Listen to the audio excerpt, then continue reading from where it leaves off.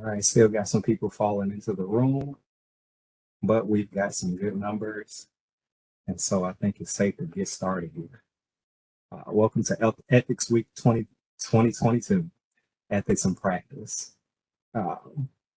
Today's training is basically Ask BEGA.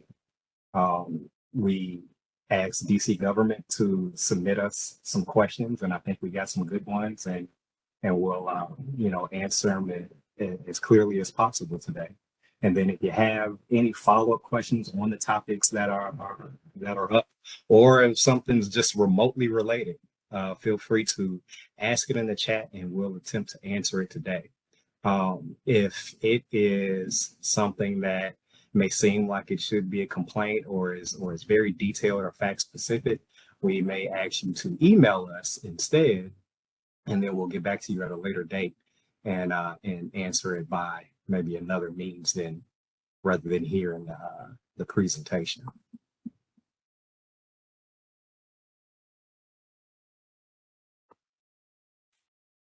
So again, this is Ask BEGA. I am Maurice, Echols, Attorney Advisor, and on the line with me is Millicent. You want to introduce yourself? Sure. Good morning. I'm Millicent Jones. And then also we're here with you, so you'll be very much involved in this presentation as well. We hope that you ask some follow-up questions, ask some related questions, anything that you feel is relevant. If we can squeeze the answer in here, we'll go ahead and do that for you.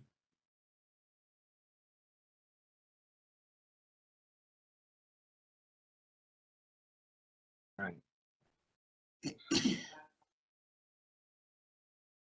All right, so we can jump right in. Again, my name is Millicent Jones. Good morning to all, and thank you all for submitting the questions. For all who did submit questions to our SurveyMonkey, those are the questions that will be on our PowerPoint today. But as Maurice stated, if you guys have any questions that are related or unrelated, and we can get to those, then we'll attempt to do that during this presentation as well. But these, again, are the ones that folks submitted via the SurveyMonkey. And we basically just copied and pasted those questions right here. So we hope to answer those questions directly. So the first question we got was, what are the most common missteps for an employee's transition from a public servant to their own consultant business? Categorize these questions. So this is kind of a post outside employment question. Maurice, we could go to the next.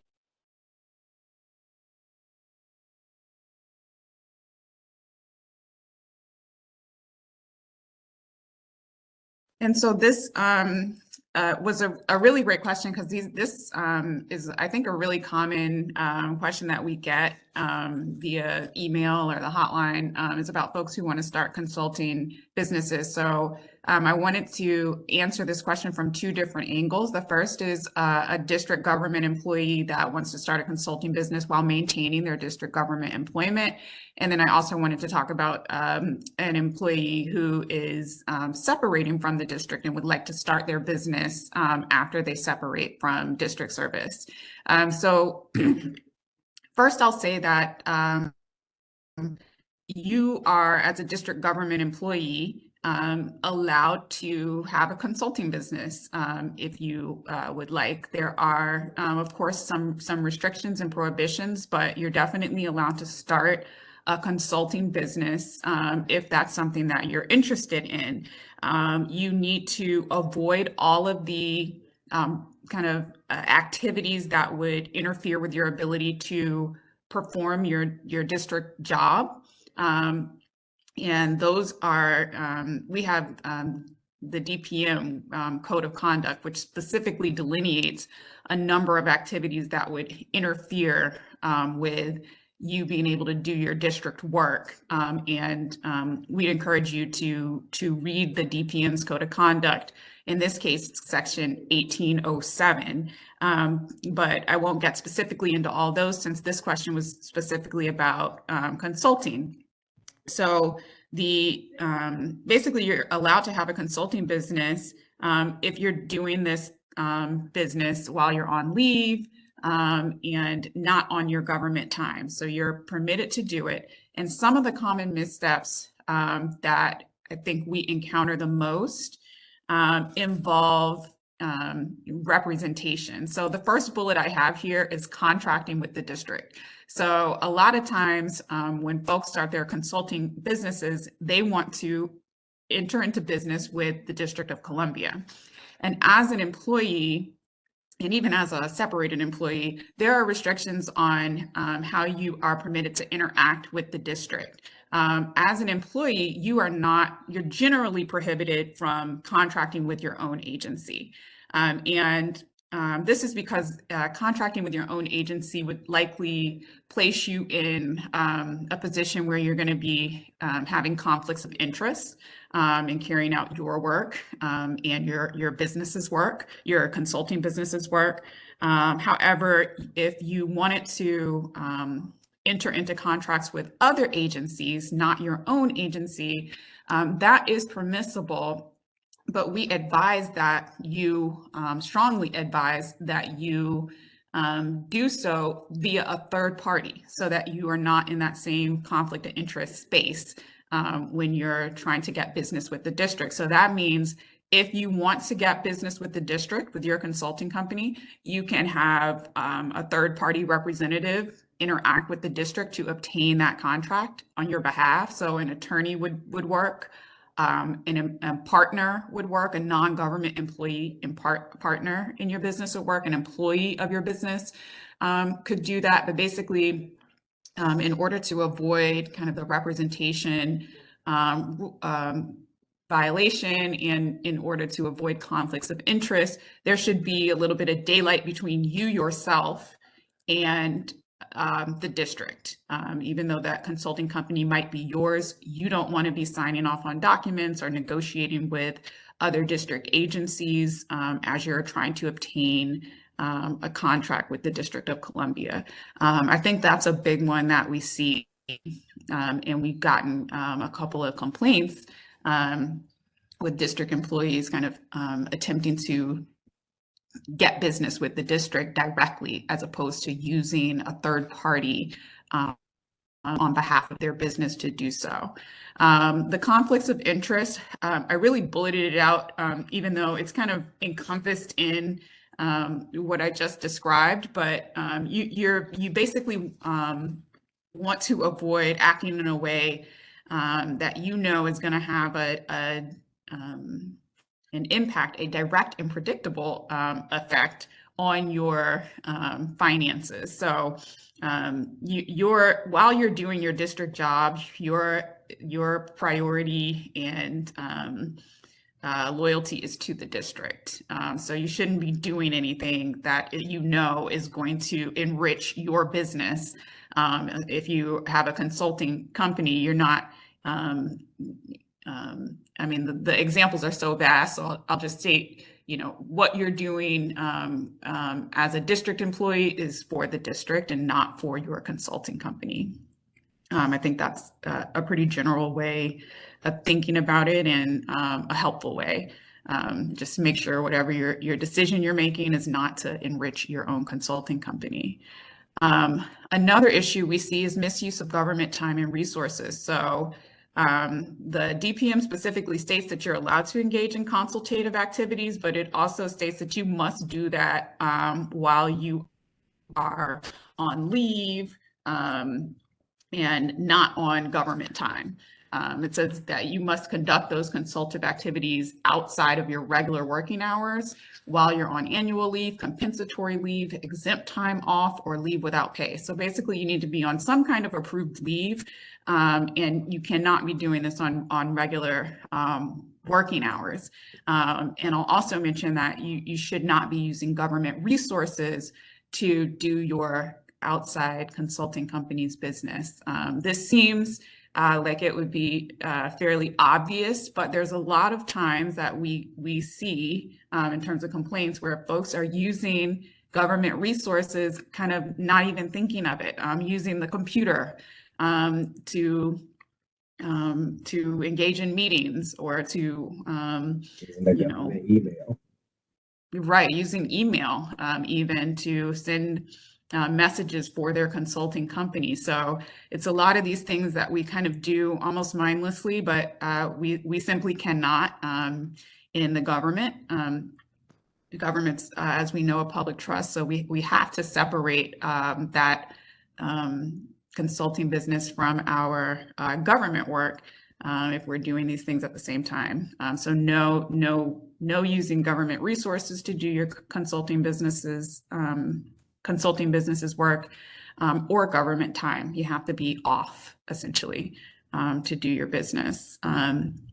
Divulging government information. So the DPM specifically states that you cannot draw on official data or ideas that are non-public. And there's an exception if you get written approval from a supervisor, and that supervisor has it's actually from an agency head. So if you get written approval from an agency head, and that agency head has found that use of this non-public information is in the public's interest, then you may use it. I myself have never seen that occur. I've only been with BEGA for about 10 months or so, but I've never seen that authorization.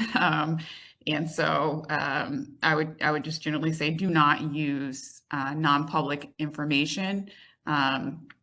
That's the safest bet. But if you want to use it, of course, you can go to an agency head and seek that written authorization to do so. But the general premise is you're not using any non-public information in your consulting business. So when you're offering tips, if you know that there's a program that the government is about to initiate, it would be a violation of the ethics rules for you to mention that to your clients. Say, hold off on doing X. I know a program that's going to, begin soon. There's basically a rule against, capitalizing off your government employment. So divulging government information that's only privy to you, through consulting, would violate that. Exactly. Thanks, Maurice. That's right. We're capitalizing on your title or position is prohibited. So, and that extends even to your website for your consulting company. You're not going to want to broadcast front and center that you are, I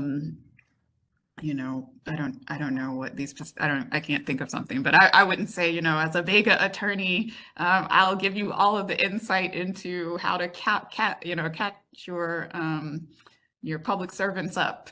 I wouldn't capitalize on that to obtain my business. That's probably a terrible example, but you're not supposed to use your title and position to enrich your business. And then we have post-employment rules. So the rules for post-employment are a bit different, but not so different. Obviously, you're not going to be having the same considerations about using government resources and time, although you still might have some because you might come away with some government information or knowledge that you wouldn't use even as you separated from the government. But of course, if you do separate from district employment, you are permitted to go off and start your own business. And it can definitely be a consulting business. When it comes to post-employment, the rules are pretty general and not that specific to what kind of business that you embark upon. So you basically have a cooling off period for 1 year where you're not permitted to contact your agency for 1 year's time with the intent to influence them to do anything. And our agency, BEGA, that is, we interpret that intent to influence pretty broadly. And so you're not basically permitted to say much to your agency at all, unless it's kind of a high something very surface level. You can catch up with old colleagues, but if you're trying to convince them on a government decision that pertains to their duty, then that would be the no-no. So, any third party representation, um, contacting your agency to make a decision, um, that's where the issue with the and it could be on anything that that was happening while you're in the office. It doesn't matter if you worked on it personally or not, or if it was part of your duty. If it's your agency for that 1 year, you don't talk about, government decision matters with that former agency. Right. And I think, Maurice, we even would consider somebody signing off on a request as a communication with the intent to influence. So it could get as basic as that. For in terms of post-employment and your consulting business, you're also kind of thinking about these representation rules as well. And you're for 2 years prohibited from kind of knowingly representing or aiding, counseling, advising, assisting, appearing before any government agency as to a particular government matter that you worked on.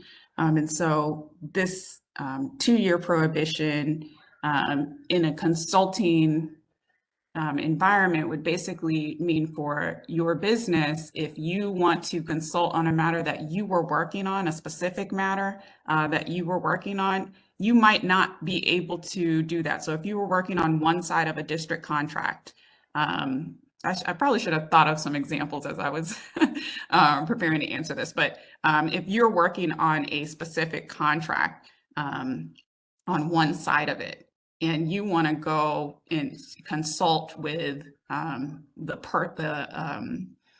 business or the organization that's on the other side of that contract, you would be prohibited from doing that for 2 years because that's a specific matter that is before the district. So you couldn't basically just hop onto another side of a contract. So if a contract is between two folks and you're on one side,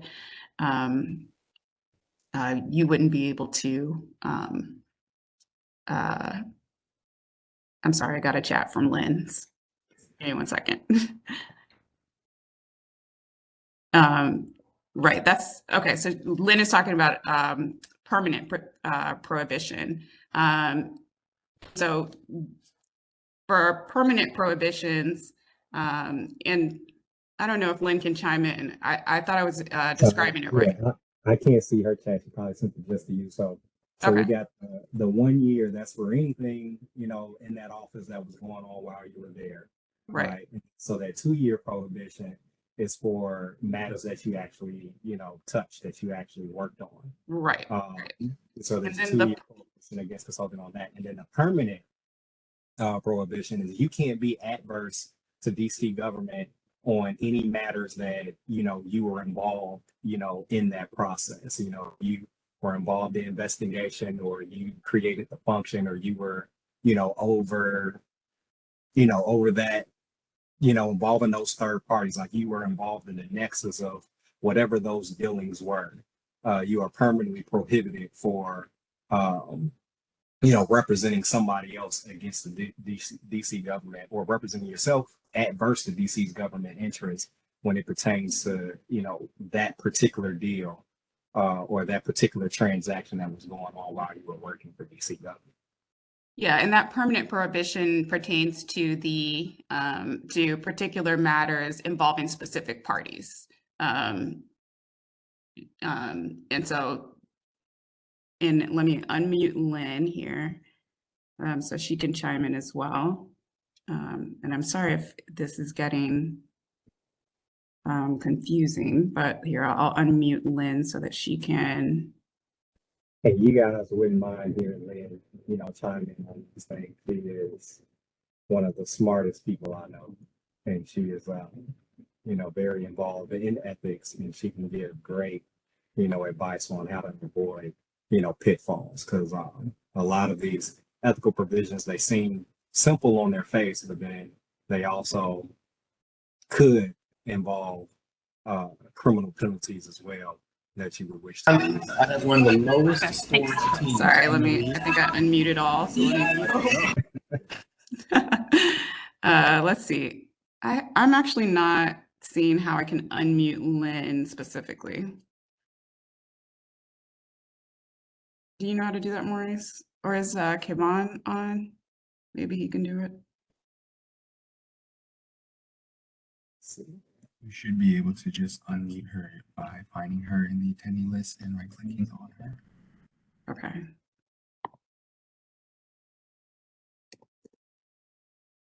And all right, so let me try and search the attendee list.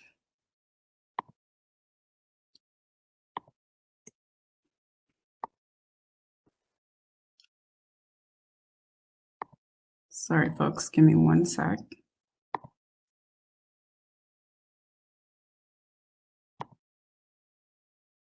Okay.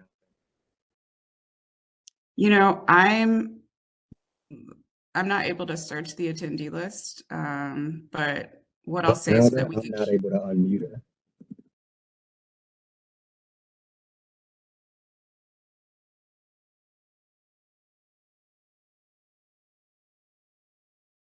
All right, let's move on then. While you're answering the next question, Maurice, I can try and get Lynn unmuted so that she could provide some more insight.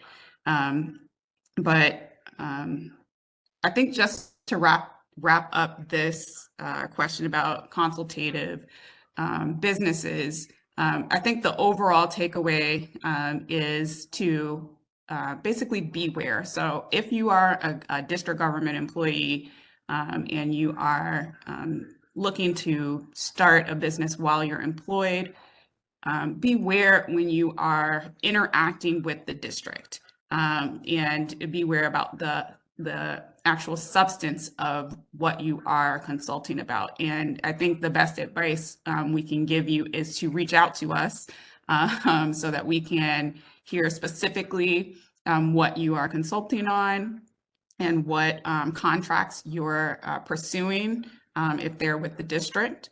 And we can give you advice on whether or not those are going to be prohibited activities or permissible.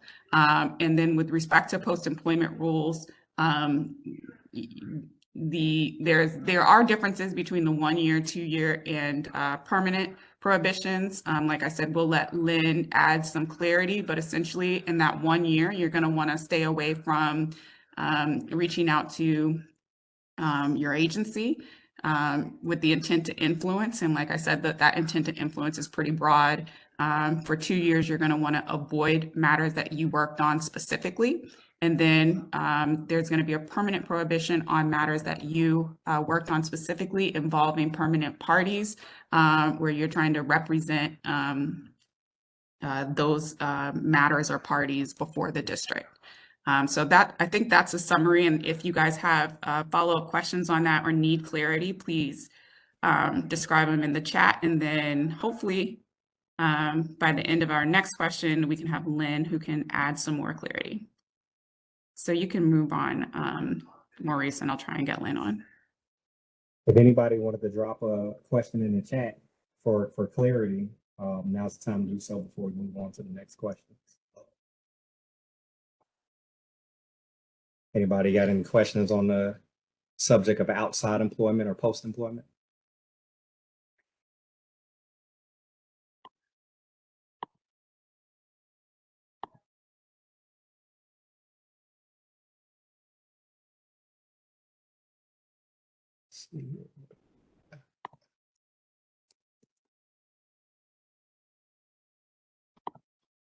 All right, I think I've unmuted Lynn. Yes, you have. Okay, Hi, great. everybody. I don't actually want to distract you guys, but I wanted to clarify something on the post-employment rules, in particular because this was something that tripped people up yesterday during our ethics games, the difference between the 1 year, the 2 year, and the permanent.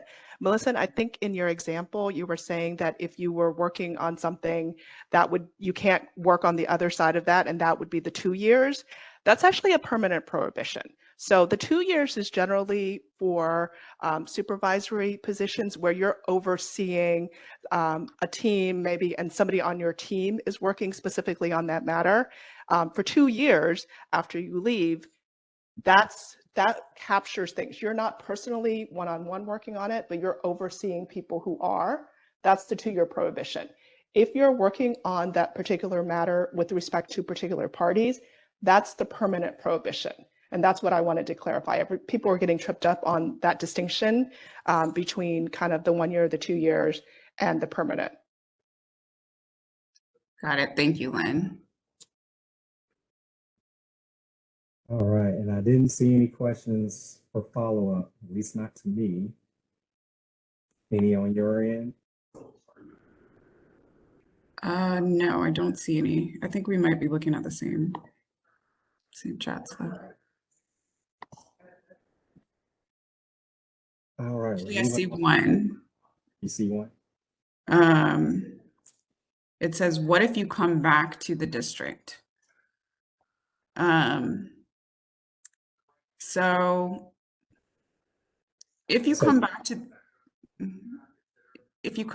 the district, it'll be the same rules as prior to when you left. So if you're planning on, I believe you're saying if you come back to the district and you have your consulting business, so you'll basically be kind of in the same space as you would have been had you started that consulting business while you were a district employee. So you wouldn't be able to contract directly with your own agency. So I guess if you had started your business after you left and then came back, even if you were permitted when you separated to engage with your agency, you would be prevented from doing so once you return to the district. And then you would have the same conflict of interest kind of prohibitions and restrictions to consider if you return to the district. So you basically be in the same position. Yeah, if you return, so you left district employment, started your own business, and then you were prohibited from contacting your old agency for 1 year or 2 years, or permanently barred on those matters against the district. So now that you're back, at DC government, basically those outside employment rules kick back in. So you're no longer able to contract with the agency that you're currently working with, and that one would have to end. And then essentially all the outside employment rules are back in place. You can now, for government related issues or for whatever reason, contact your other agency and talk with them and try to influence them on government matters. You still wouldn't be able to do it for your outside business, but that all goes with outside employment. And then just before we move on with the misuse of government time, I wanted to clarify too that it is only annual leave, the various leaves that Millicent listed earlier. I think it was annual and compensatory time and some other type of leave. Those are the only ones that you can use to if you have outside work activity that occurs during your government duty.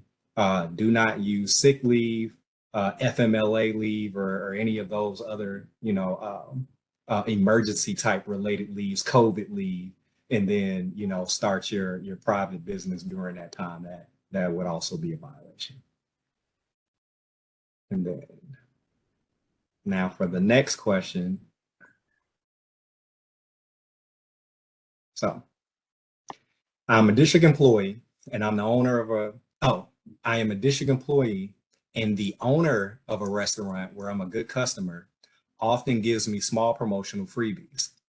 Like I've already paid for my meal, but then as I'm eating, he'll come by and drop off a free bag of chips. He's not doing this for everybody. And I don't think this matters, but he does know that I'm a district employee. though there's no indication that he's doing this because of my status, nor would I let it influence me, nor is he a lobbyist. How do I politely decline this type of gift? It's only about $2 or $3 in value each time, but it's gotten close to $20 per year mark. So I want to shut it down. And so I'll go to the next slide where I've briefly typed out how you could think about this situation. So with that question in mind, is the gift from a prohibited source? So a prohibited source would be, somebody that is contracting with your district agency or otherwise doing business with the agency or some type of stakeholder, within the agency that their activities, call for your judgment as a district employee. So if a contractor was to give you a gift, that contractor is prohibited source when, giving you some type of gift. So with this restaurant owner, he wouldn't be a prohibited source unless, he's like, maybe like a licensee and let's see here, maybe serves alcohol and he knows you're an employee for, ABRA, trying to remember what the acronym stands for. The alcohol agency. I can't think of it off the top of my head. It wasn't at the forefront of my thoughts. But you're working for alcohol licensing, you're at a bar, he knows that you work for alcohol licensing and he's throwing you drinks. Then that, could be an issue. But in this case, it doesn't seem like, he's a prohibited source. Is the gift tendered because of your DC government employment? So in the question, she said that she doesn't believe that he's giving the gifts because she's employed by DC. So that's something to think about there. And then could the gift be considered to have influence in official action or decision? And so this is comes with the timing of the gift. She's at lunch. He knows that she's a district government employee, but she probably frequents there often. But his actions doesn't bear on anything within her district government duty. So I think in this case, generally the answers are all no, and she may accept the gift. Now, there could be, a number of reasons, speculation on why, he could be given a gift. She may remind him of a relative, may remind him of something that, or I'm saying she, but he or she could remind he or she of, somebody that they know or like, or, maybe even attracted to, and they just appreciate their regular business and comes by and gives them an extra bag of chips. That is okay. He's not doing it because she's a DC government employee. And then plus, there's no regulation from her over, his activity. So in this case, she can accept that gift. And there will be, no caps on a gift like this. Yeah, and Maurice, we use that kind of reasonable person standard when it comes to assessing this kind of scenario. And here, I think there's enough indicators that it's reasonable to believe that this gift is because she described in her, or he or she described in his or her question that she's a good, he or she is a good, they are a good customer. And so there's a lot of indicators, I think, here that suggest that these gifts are basically because this person is a good customer to this restaurant and not to influence this government employee to do anything in their official capacity as a government employee. Right. I think up north, we're so shocked by the customer service, we think it's a bribe, but that's not the case. I think he just appreciates, the good customer, and if you want to shut down the free bag of chips, that's on you, but I wouldn't. I would accept that bag of chips with my money. Any other questions on gifts while we're here? Otherwise, we can move on to the next slide.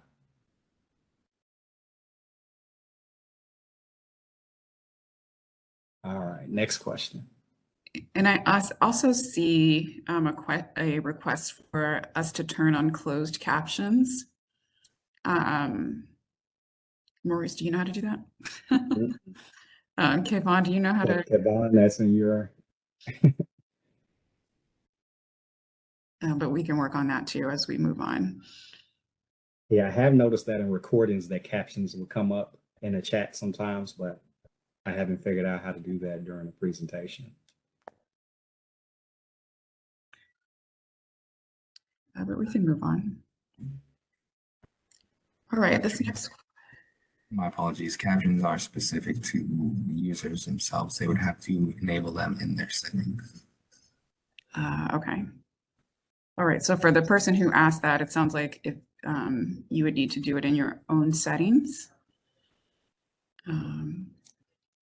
But we'll move on to the next question. So the next question we received was, I think we categorized this one as a financial conflict of interest question. So it said, Dear BEGA, can you please clarify if the DC government employees, specifically the DC Public Service Commission employees, are allowed to buy or trade in stocks for utilities they regulate, such as Exelon or Washington Gas stocks, given that the DC PSC regulates these utilities, Public Service Commission? Is trading in these stocks ethical and allowed, or will it be considered as insider trading?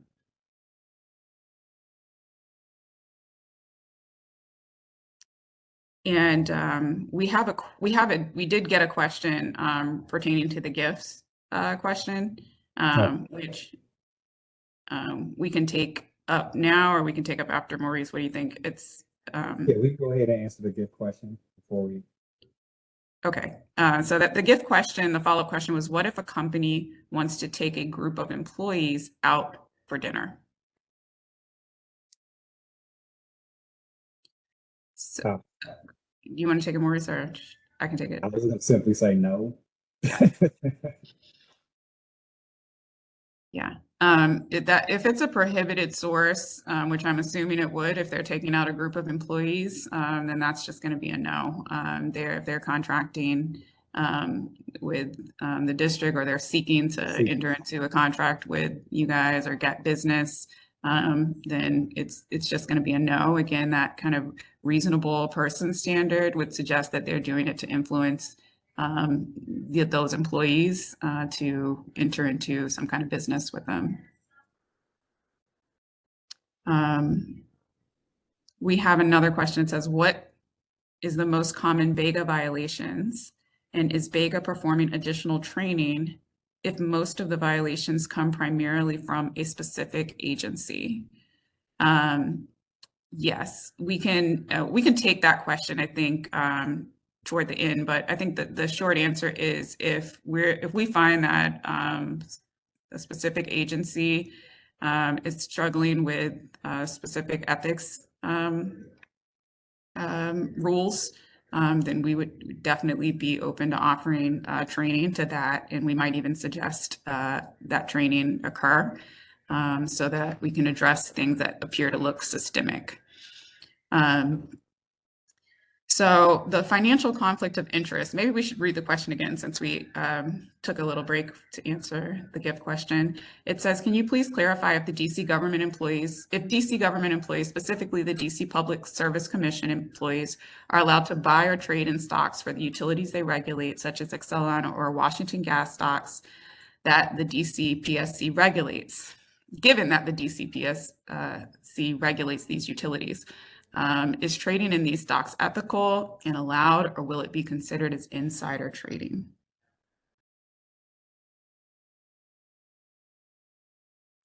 So to answer this question, I want to begin by saying district employees are prohibited from maintaining financial conflicts of interest. District employees are also prohibited from violating district or federal laws or regulations.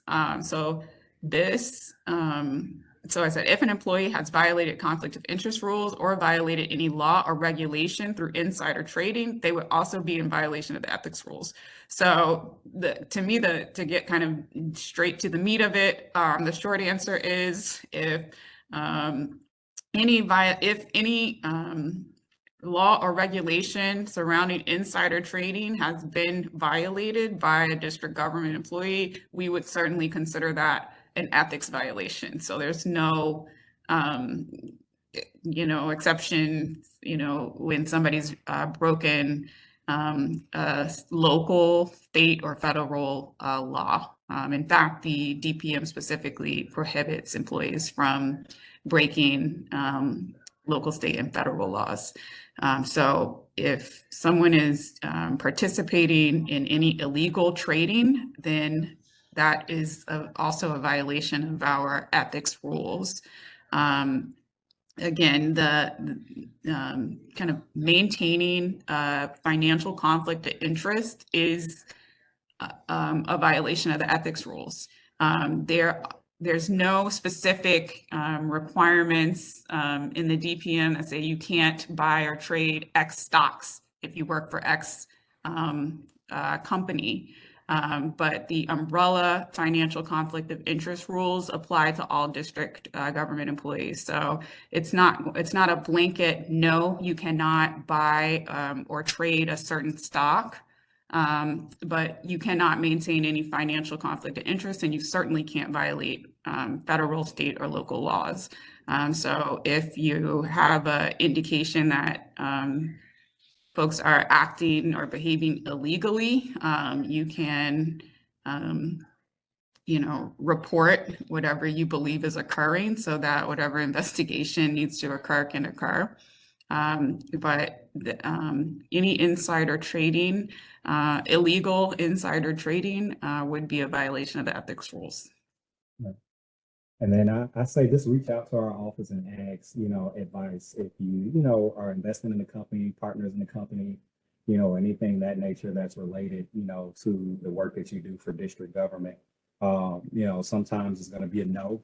And sometimes there's an exception, if you have like a retirement fund, you don't necessarily have control over that retirement fund, but it's invested in a number of businesses that you don't necessarily check on. And you come up one day and you see like, oh, they're invested in this company in which, my agency regulates, but, your decisions don't necessarily bear an effect on, maybe that de minimis share that you have in your investment, portfolio that you don't make decisions over. So, just reach out to the office and let us know and receive advice, on the situation before it becomes a violation.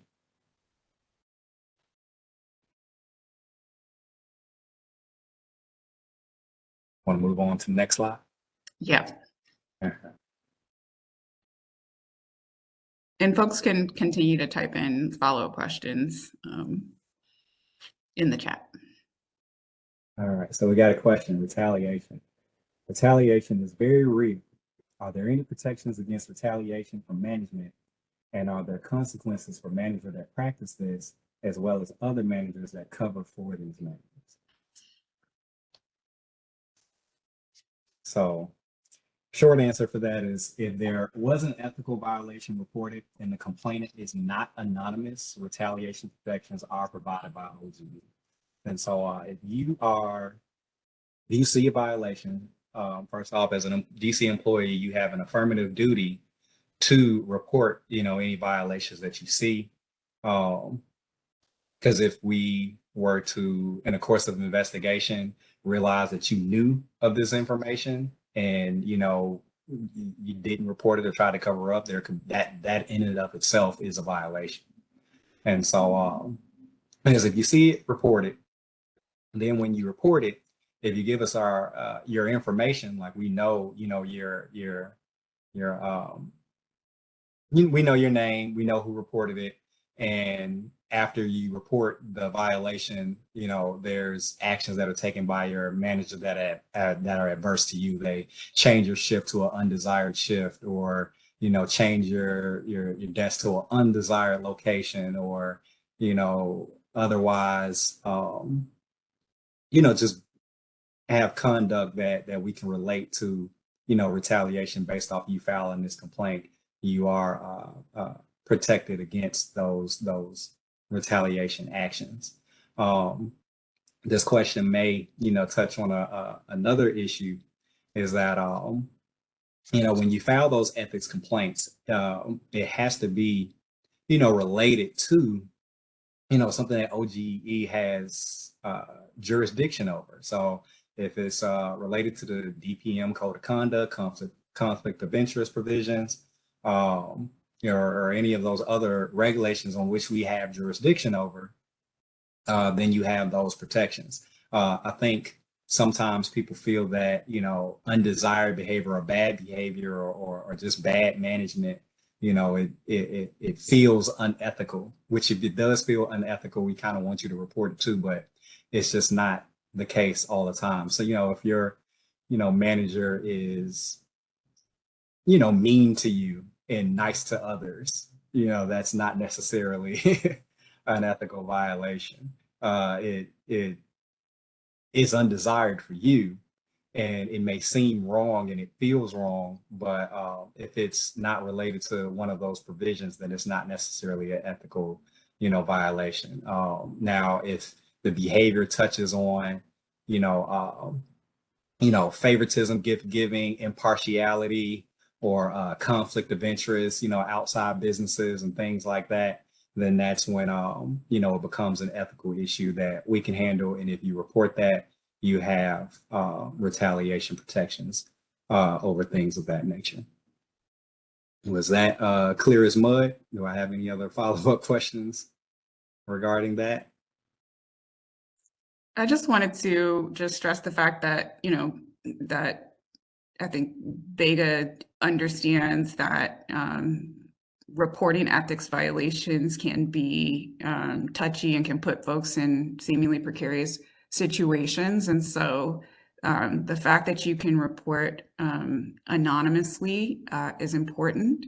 And, you can feel free to report anonymously. One thing I will say, as I've been kind of getting more and more familiar with investigating complaints, if your complaint is anonymous, make sure you put as much detail as possible regarding the violation that you believe has occurred, so that we can investigate it without knowing who you are. So it's often easier when someone files a complaint with their name, because we can reach right out to them and say, hey, complainant, what did you mean by X? Or can you fill us in on Y? Can you explain, what happened here? But when the complaints are made anonymously, obviously we don't have that ability, and that's perfectly fine. But the detail in the complaint is important so that we can basically know how to begin the investigation and who to reach out to determine what the next steps are as we investigate that complaint. Yeah.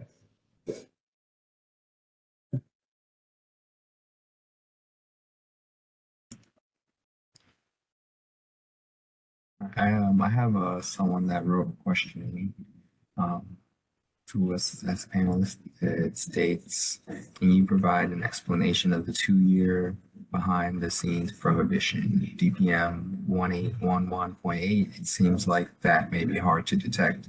Does that 2-year prohibition work in tandem with the permanent prohibition on appearing or communicating with an agency on an issue an employee worked on?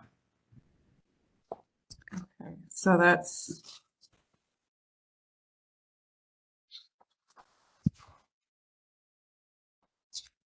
okay. So DPM, right? So DPM 18.11.8 for everybody's benefit says that a former employee shall be prohibited from 2 years from knowingly representing or aiding, counseling, advising, consulting, or assisting in representing any other person except the District of Columbia by personal appearance before an agency as to a particular government matter involving a specific party, if the former employee participated personally and substantially in that matter as a government employee. So this is, I think, where we were kind of getting into a three-part discussion in our post-employment conversation. And I think that the question about whether or not it works in tandem with the permanent prohibition, the answer to that would be yes. So somebody would be prohibited from 2 years from aiding, or I'll just call it representing, even though we have all of those specific verbs, aiding, counseling, advising, as to a particular government matter. And that would be in tandem with any permanent prohibition that they are subject to. With respect to the fact that it's hard to detect, I think that's where Lynn was offering some clarification. And, you know, Lynn, if you wanted to chime in too, but it sounds like the matters where somebody is a supervisor who is participating substantially in a matter, those are kind of the instances where that 2-year prohibition would, I guess you would kind of raise your alerts. If somebody basically supervised something in a matter, even if they didn't, even if they weren't the employee kind of on the ground handling it, they would still be considered as substantially participating in that matter. And so that 2-year prohibition, I guess, is going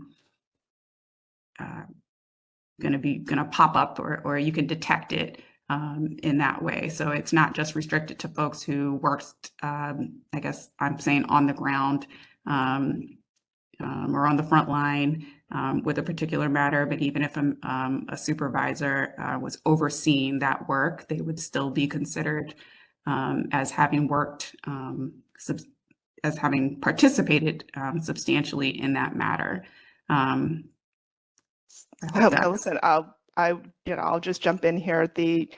The 2-year restriction is for, official responsibility over particular matters. The permanent, so that is something that you're overseeing. You may not be the day-to-day person. You may not kind of have like a hand in it. But if you are actually not just overseeing it, but have like been working on it, then the stricter permanent prohibitions would kick in. So it could be something where it might, depending on your workload, it might generally be a, something, particular matter you had a supervisory responsibility over, but then you end up working on it more. And then, it's so fact dependent on what your responsibilities were and what you did for the district. That's why we always advise that we will give you post-employment guidance forever, because your restrictions may last forever. And again, I like to stress that it's not just the DPM we have to worry about. District employees are subject to the criminal code restrictions of 18 U.S.C. 207 as well. So that's why I'm always telling people, if you don't know, you should go for the stricter restrictions, or you should give us a call.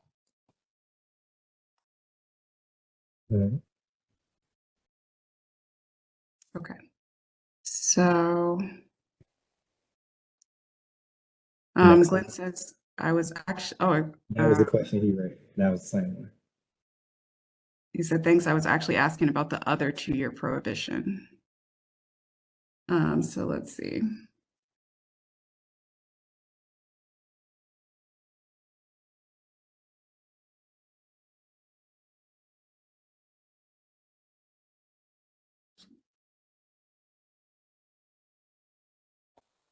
So I believe, Glenn, you might be talking about 1811.4.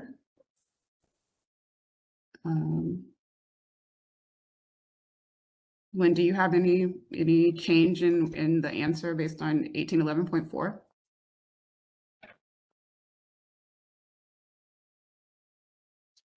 (1811.4) is the permanent prohibition. Former government employees shall be permanently prohibited. I'm sorry, I meant 1811.4. I was like, thank you. Shall opt from knowingly acting as an agent if he had previously had official responsibility. Yep, that's the official responsibility. Can't be making, communications or appearances if you had official responsibility over the matter. Right. And then 1811.8 is talking about particular government matters involving specific party if the former employee participated personally and substantially in that matter as a government employee, which is what I was referring to. So that's the aiding and advising provision, which is different than the appearances or communications provision, right? So that's, you can't be aiding on something that you worked on. So you can't be the behind the scenes advisory work if you worked on that matter. That's different than the appearance or communications to the district provision. Does that help, Glenn? Or did I muddy things up a little bit more? All right. So, yeah, I believe that helped. I'm not sure if Glenn believes that, but I believe it helped. If we have more follow-up questions, maybe we should, take it by email and we can answer it. We'll be happy to answer it for you at a later time, more in depth. Right now, we got to pay attention to our time. We're about halfway through the slide. So what we'll do is we'll answer the questions, speak on the subjects we have, and if we have like a little bit more time, then we can do the follow-up questions at the end.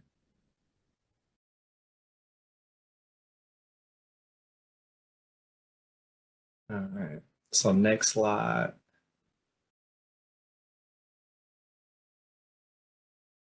I believe this one was also me. So what power does BEGA really have when it's just another government agency under the mayor and its employees are subject to the same retaliation, firing as any other employee if they step on the wrong toes? And so I believe this was more of a vent than a question. Not sure, but the answer that I have for it is so BEGA is a quasi-independent agency. The question says something where it's just another agency under the mayor.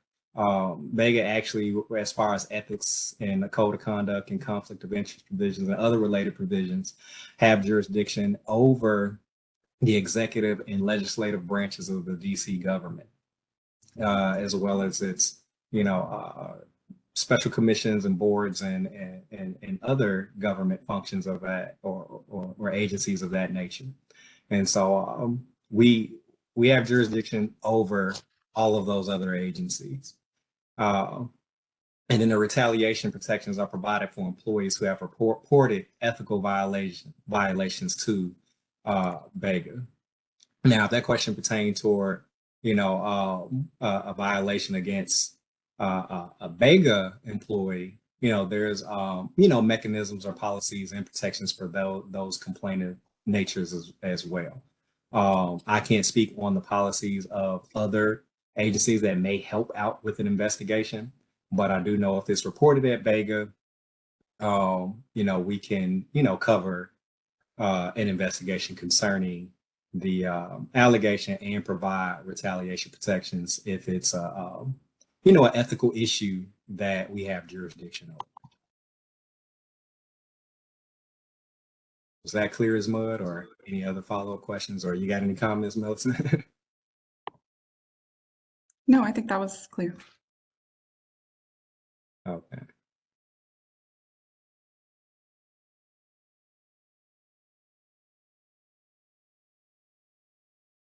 Okay.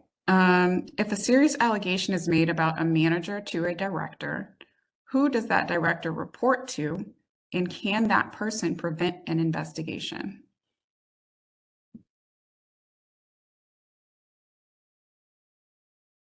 All right, so this we've categorized as reporting ethics violations. So the DPM puts an affirmative duty on employees to report credible violations to BEGA and to any other agency that might be implicated, so OIG as well.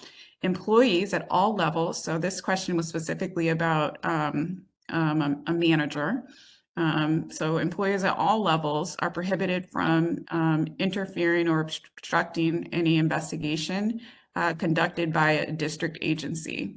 So this question was asking about if a violation that pertained to a manager was reported to a director.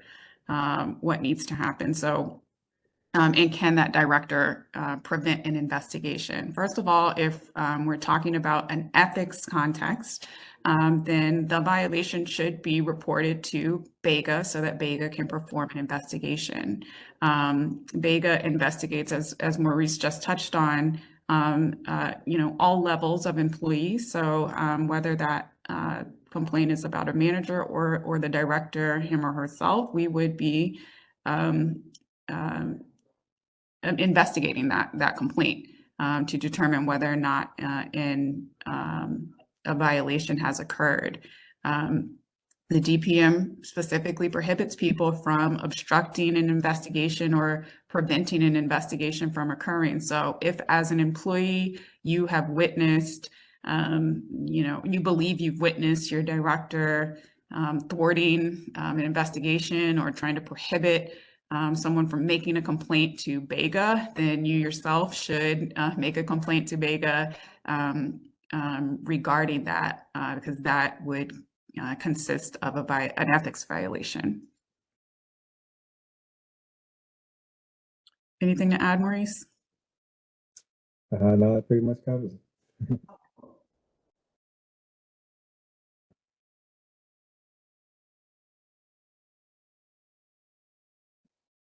All right, so the next question was, can you hold your government position as an employee and be an ANC commissioner without conflict or violating ethics laws?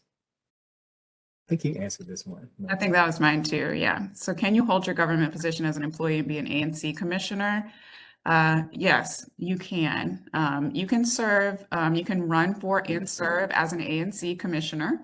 However, the conflicts of interest rules still apply to you. So although you can serve as a ANC, you might need to recuse yourself in certain matters. So if you serve on a particular board, for example, of an organization, and that organization is coming before the ANC with some type of request, you should probably recuse yourself because you would be considered closely affiliated with that organization as a board member, and your interest might be conflicted between the organization for which you serve on the board and your role as an ANC. So same as if you're, working for, well, no, you would be a district employee here. So yeah, I think that's a perfect example of when you would need to recuse yourself if you are closely affiliated with some business in any way, whether or not it's, your, wife is the CEO of a business that's coming before the ANC, or if you serve on the board, you basically need to keep in mind that those conflict of interest rules still apply, and you would recuse yourself in that case. And by the way, recusal is a fairly formal process. Recusal involves a written statement, so it's a written recusal that you would file with our office. So you would send it to BEGA, and you would also send it to your agency, or in this case, your ANC, letting them know that you are basically walling yourself off from these particular, from decisions or any activity concerning these particular businesses or organizations. So recusing isn't just kind of telling folks, hey, I'm not going to vote here. It's more formal, and it should be written, filed with our office and with the agency in question.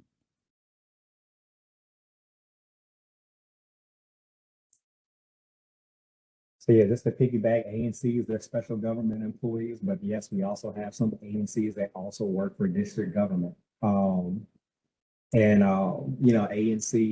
involvement in their communities can touch on a range of matters that could be, overseen by the employee as a regular district government employee. So when those cases arise, go ahead and give our office a call or email us, and let us know as much information as possible concerning the subject, and we'll let you know you know, whether or not you need to recuse, how to recuse, if you, you know, can be involved in that subject matter or not. It can get, it's a fact by fact or case by case basis sometimes, but you know, if it seems confusing or if it touches on something that you work on in your official government duty, go ahead and give us a call.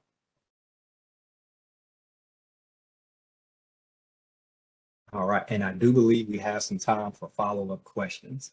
So yeah, if we need to get clear on something we already talked about, go ahead and drop it in the chat box. If there's something else that you might want to ask us, go ahead and drop it in the chat box.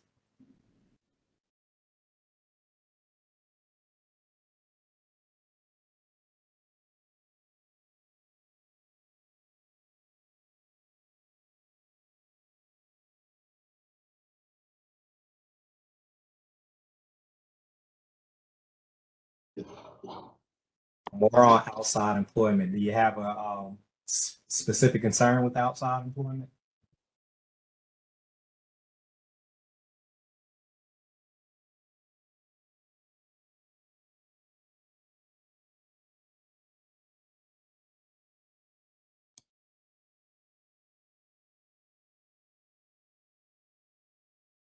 So yeah, you can. So if you're invited to speak, you're getting paid for that speech and it's during work hours, take annual leave. If it's just once or twice a year, you know, that doesn't significantly impact your government duties or, uh, you know, disallows you from conducting, you know, your official duty. You know, that's just once or twice a year, you know, maybe for a couple hours or so. I don't know if you're an all day speaker, but you know. Can you let us know the question, Maurice? I don't think we all can see it. Okay. Yeah, let me go back and read the question. It says specifically, can you speak on situations where you are invited to speak during work hours, but once or twice a year? I was saying that's perfectly fine. Just use annual leave when you go speak.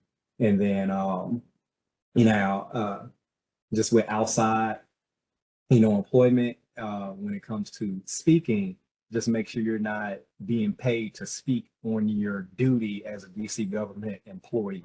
Like if it's you know, speaking on your general expertise in the field, and DC government is a small part of that, you know, experience, or you know, not greater than the rest of your experience, then yeah, if you're, you know, a subject matter expert and you speak once or twice a year, yeah, use your annual leave and you can speak on that general field subject. And make sure you're not divulging anything that's non-public information that you obtain from your government position as well. Right. All right. And then the follow-up question is okay if you use leave. Yep, it's okay. Just use annual leave or the compensatory leave. Not sick, not COVID, not FMLA, none of those other medical related leaves. You know, it has to be, you know, annual leave or the equivalent, non-compensatory leave. Leave without pay. Right. If no questions, can we drop off? Yes, we're about at the end. I think you would still get credit if you dropped off now.